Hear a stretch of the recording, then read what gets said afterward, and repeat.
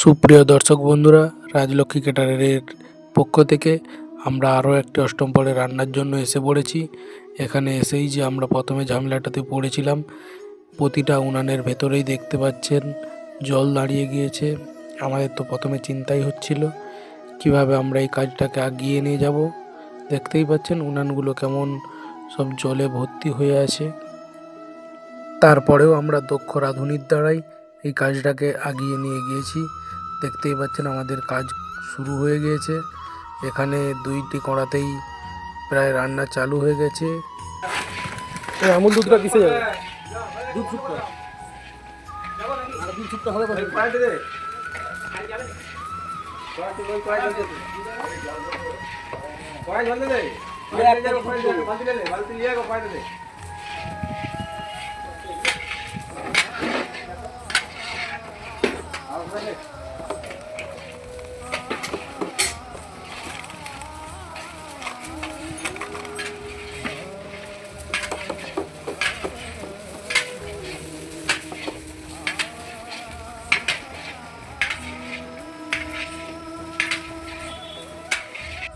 এক বালতি আমলের দুধ পুরোটাই দুধ শুক্তোতে চলে যাচ্ছে।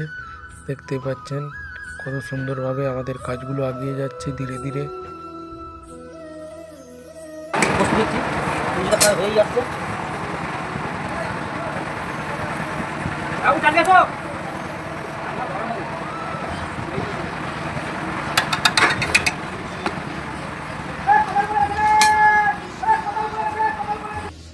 গুঁড়ো গরম মশলা, এটা কোনো ফাঁক থেকে কেনা নয়, এটা নিজেদের প্রোডাকশন।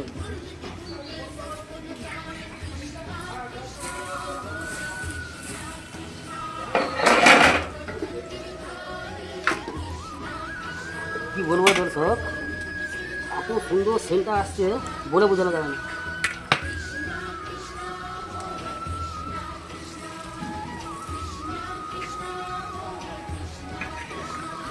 না না না না না ভরে যাবে। এই বন্ধ করে দেবা, নলটা বন্ধ করে দাও। আরেকটা বলে রাখি, আমরা এই মুহূর্তে আছি ঘাটাল কন্যগড়ের পাশাপাশি জেকে বাগ নার্সিংহোমের কাছে এই কাজটা হচ্ছে। আপনারা যদি কেউ প্রসাদ পেতে ইচ্ছুক হন অবশ্যই আসবেন, এখানে প্রসাদ পাওয়ার ভরপুর ব্যবস্থা রয়েছে।